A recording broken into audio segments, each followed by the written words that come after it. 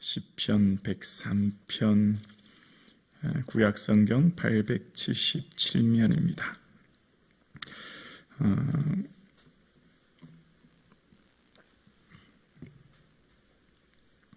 12절에서 18절까지만 봉독하실까요? 12절에서 18절입니다.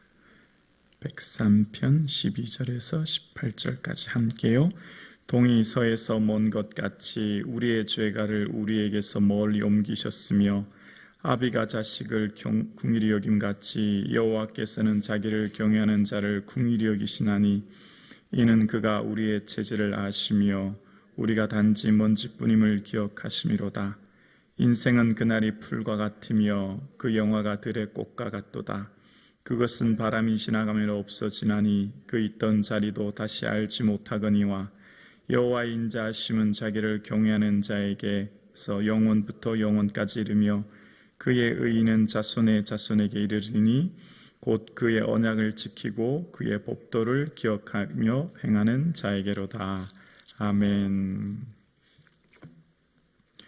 오늘은 믿음의 선배인 다윗을 통해 나와 세상을 어떻게 바라볼지에 대한 관점을 배우는 시간입니다.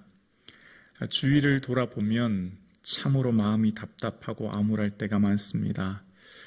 신문과 뉴스를 통해 정치를 보면 참 마음이 답답하고 힘이 듭니다. 경제를 보아도 그렇습니다. 미래가 암울하죠. 말씀을 펼칠 때만 우리 삶에 참된 평안과 기쁨을 얻게 되어집니다. 특별히 오늘 이 말씀을 통해서 답답한 현실 가운데 그 고난의 시간을 이겨냈던 다윗처럼 믿음의 선배인 다윗은 나와 세상을 어떻게 바라보았는지, 그래서 어떻게 하나님 앞에 합한 자로서 쓰임받을 수 있었는지를 깨닫게 되는 시간입니다. 특별히 오늘 다윗은 다윗의 삶 가운데 가장 먼저 하나님을 송축하는 것을 보게 되는데요. 내 영혼아 여호와를 송축하라 라고 하는 1절로부터 시작해서 마지막 절 송축하라 라고 하는 고백으로 끝나는 22절에 보면 여호와의 지으심을 받고 그가 다스리시는 모든 곳에 있는 너희여 여호와를 송축하라 라고 이야기합니다. 처음에는 내가 내 속에 있는 것들이 하나님을 찬양해요, 송축해요. 그러면서 마지막에 시편의 고백에 이르러서는 지으심을 받은 모든 곳, 피조물, 이 땅 모든 곳과 모든 사람들은 하나님을 송축해야 된다라는 겁니다. 이 송축하다는 원어의 뜻은 무릎을 꿇다는 것입니다. 하나님을 무릎 꿇어 예배하고 경배하고 높인다는 의미입니다. 왜 그렇게 해야 되는가? 왜 온 우주 만물, 이 땅에 있는 모든 사람들은 하나님 앞에 무릎을 꿇어야 하는가에 대한 그 이유가 오늘 본문에 나와 있는데요. 그것은 바로 2절에 보면 내 영혼아 여호와를 송축하며 그의 모든 은택을 잊지 말지어다 라고 합니다. 하나님의 은택을 기억할 때 하나님을 송축하게 된다는 것입니다. 그러면 하나님께서 우리에게 베푸신 은택이 무엇일까요? 하나님께서 베푸신 은택이 무엇이기에 하나님을 송축하고 그것을 잊지 말아야 합니까? 그것은 바로 5절에 좋은 것으로 내 소원을 만족하게 하사 내 청춘을 독수리같이 새롭게 하시는도다 라고 이야기합니다. 이게 좋은 것이 구체적으로 무엇인지는 나와 있지 않아요. 좋은 것이 무엇인지 그 내용에 대해서는 소개하지 않고 그 좋은 것으로 우리의 소원을 만족했기 때문에 우리의 청춘이 독수리같이 우리를 새롭게 하신다는 겁니다. 자, 이 좋은 것이 뭘까요? 이제 그 좋은 것에 대한 구체적인 내용을 깨닫게 되는데요. 그것이 바로 8절 이하에 나옵니다. 여호와는 긍휼이 많으시고 은혜로우시며 노하기를 더디하시고 인자하심이 풍부하시도다 라고 이야기합니다. 하나님께서는 어떤 분이신지를 알게 되었고 그 하나님이 지금 나와 온 우주 만물을 어떻게 다스리시고 어떻게 인도하시는지를 깨닫았는데 그 핵심은 바로 우리의 죄를 따라 처벌하지 않으시는 하나님, 그게 핵심이에요. 이 땅에 타락하는 모든 피조물은 숨쉬는 순간 우리의 머리털보다 많은 죄악 속에 살지 않습니까? 만약 죄 지은 그대로 징벌하신다면 살아남을 인류는 아무도 없을 것입니다. 그런데 어떤 죄 가운데서도 인자하시야 많으신 하나님이 참고 기다리신다는 거예요. 10절에 나옵니다. 우리의 죄를 따라 우리를 처벌하지 아니하시며 우리의 죄악을 따라 우리에게 그대로 갚지 아니하셨으니 라고 이야기합니다. 우리가 죄를 지었음에도 불구하고 인내하고 참으신 그 하나님의 은혜, 그것이 얼마나 감사한지에 대해서 다윗은 깨닫게 되었다는 겁니다. 그래서 이제 다윗이 하나님의 그 인자하심을 깨닫게 되었고, 세 가지 대조를 통해서 내가 어떤 존재인지를 깨닫게 돼요. 자, 첫 번째, 하나님의 인자하심의 높이는 측정할 수 없다는 겁니다. 다시요. 하나님의 그 인자하심, 그 한결같은 사랑은 너무너무 커서 그 높이를 측량할 수 없다는 거예요. 그것이 바로 11절에 나옵니다. 11절에 보면 이는 하늘이 땅에서 높음같이 그를 경외하는 자에게는 그 인자하심이 크시도다.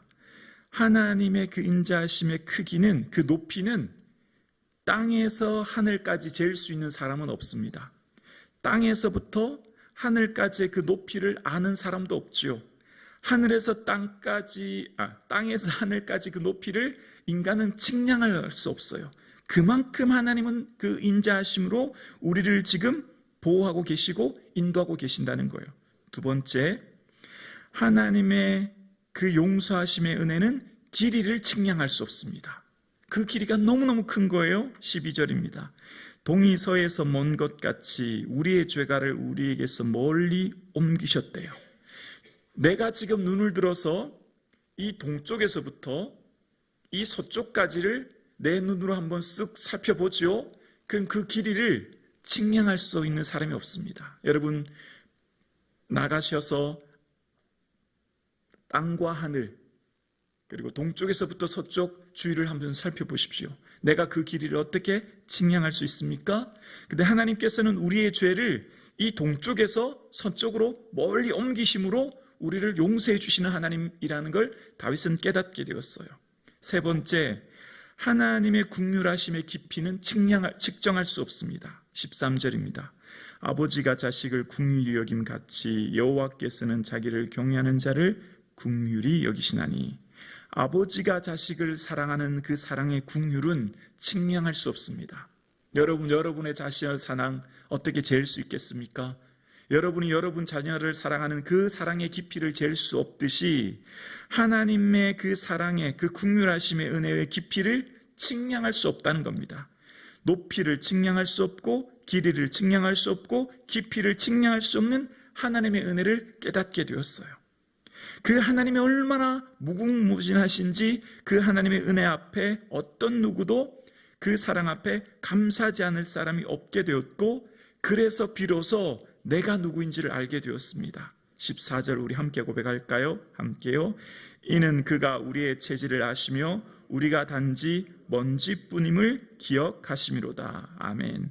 우리의 체질, 우리의 구조, 우리의 조직, 우리의 뼈, 우리가 뭐로 형성되어 있느냐? 우리가 형성된 구조와 조직은 뭐냐면 바로 먼지뿐이라는 거예요. 먼지가 전부라는 거예요. 여기 먼지라고 하는 것은, 아파르라고 하는 것은 처음에 하나님께서 여호와 하나님께서 땅의 흙으로 사람을 지으시고 라고 하는 창세기 2장 7절에 흙으로 사람을 지으시고 라고 할 때 이 아파르예요. 여러분, 흙하면 흔히 어떻게 생각되세요? 점토라고 생각되지 않아요? 점토? 이렇게 점토를 물을 부어서 이렇게 한다고 생각하잖아요. 근데 처음에 하나님께서 흙으로 사람을 지으시고 라고 하는 창세기 2장 7절은요, 원어의 뜻은 아파르인데요, 먼지라는 거예요. 먼지. 뭐죠? 우리는 볼 수 없이 미미한 존재라는 겁니다. 왜 먼지라고 했을까요? 가장 작은 물질의 단위예요. 먼지보다 더 작은 게 존재할까요? 이때 당시, 물론 요즘은 무슨 아톰이라고 하는 원자 소수의 단위를 말할 수 있지만 이때 당시에 가장 작은 단위는 먼지보다 더 작은 건 없어요. 후 불면 사라지는 게 먼지죠. 그래서 바람이 불면 없어지나니 그 있던 자리도 알지 못하는 것처럼 바람이 한번 훅 불면 먼지는요, 어디로 갔는지도 몰라요. 가장 미미한 존재, 가장 작은 단위의 존재가 먼지죠. 아무 쓸데 없어요. 아무 필요도 없어요. 그게 나예요, 나. 근데 내가 어떻게 이렇게 큰 은혜를 받았는지 그 생각하면 하나님의 그 은혜가 높이와 길이와 높이를 측량할 수 없는 하나님 은혜 앞에 감사하지 않을 수 없다는 거죠. 그런데 어떻게 우리가 감히 내가 자존심 상한다고, 내가 기분 나쁘다고, 내가 어떻다고 하나님 앞에 항변할 수 있겠습니까? 나는 먼지와 같은 먼지뿐이라는 걸 기억해 하셔야 됩니다. 뿐, 전부라는 거예요. 먼지가 전부라는 거예요. 나는 먼지뿐이라는 거예요. 그러니까 나는 아무것도 아닙니다. 늘 이 고백하며 살아야 됩니다. 나는 아무것도 아니에요. 나는 바닥이에요. 아무것도 아니에요. 그래야 은혜가 쏟아지는 거예요. 그래야 어떤 억울한 가운데서도 참게 되고 어떤 원통한 일이 있어도 나를 내려놓게 되고 나는 먼지인데 괜찮습니다. 하나님, 밟혀도 괜찮습니다. 치여도 괜찮습니다. 맞아도 괜찮습니다. 내가 먼지인데요. 내가 어떻게 감히 하나님 앞에 자존심을 내세울 수 있겠습니까? 괜찮습니다. 이런 은혜가 저와 여러분에게 있기를 주의 이름으로 축원합니다. 그래서 다윗은 이 고백이 있었기 때문에 광야 시기를 견딘 겁니다. 나는 먼지인데요, 하나님. 제가 어떻게 감히 이 고백이 있었기 때문에 그 고난의 시간을 견뎌내고 결국은 왕이 되어서도 하나님 앞에 겸손히 그 직분을 감당할 수 있게 된 거죠. 이게 다윗의 시야예요. 이게 믿음의 선배인 다윗이 어떻게 인생을 살아냈는지, 그 암울한 인생 가운데, 고난의 시간 가운데 어떻게 그것을 견뎌낸지를 깨닫게 된 배경이 여기 있는 거죠. 그런데 먼지인 나를 하나님이 이처럼 사랑해 주셔서 17절에 보면 여호와의 인자하심은 자기를 경외하는 자에게 영원부터 영원까지 이르며 그의 의는 자손의 자손에게 이르리니 아멘. 바람에 먼지뿐인 인생 나 후 불면, 바람에 불면 사라지는, 바람이 그 있던 자리도 알지 못하는 것처럼 바람을 묶어둘 수 있는 사람은 아무것도 없듯이, 바람의 위치를 표시할 수 없듯이 내 인생 바람과 같이 피부로 느껴지는, 한여름의 한 계절에 내 얼굴을 피부에 스쳐가는 바람처럼 잠깐 지나가는 인생 같은 내 인생을 하나님은 영원부터 영원까지 나를 붙드시는 하나님으로 은혜 내려주셨어요. 먼지뿐인 인생을 영원의 생명을 주시고 영원으로 주님과 함께 동행하게 해주시고 나뿐만 아니라 나를 통해 내 후손까지 이 은혜 주셨다고 다윗은 고백하는 겁니다. 내가 무엇이 간데 이토록 은혜 주시나이까. 새벽에 자다가 눈을 떠도 감사하고 아침에 일어나서도 감사하고 길을 걸을 때도 감사하고 앉으나 서나 감사하고 예수님 계셔서 감사합니다. 예수님 계셔서 너무너무 감사합니다. 내가 뭔데 이토록 은혜 주시나이까. 나는 먼지뿐인데, 나는 먼지 같은 자인데 영생의 소망을 주신 그 하나님 감사합니다. 이 고백이 나오지 않을 수 없지요. 그래서 어떤 고난과 어떤 어려움 속에서도 내가 먼지 같은 존재를 사랑해 주셨는데 괜찮습니다 하나님, 저 견딜 수 있어요. 괜찮습니다 하나님, 저 이겨낼 수 있습니다. 그 고백하게 되는 것이죠. 오늘 함께 예배드리시는 사랑하는 성도님, 우리가 무엇입니까?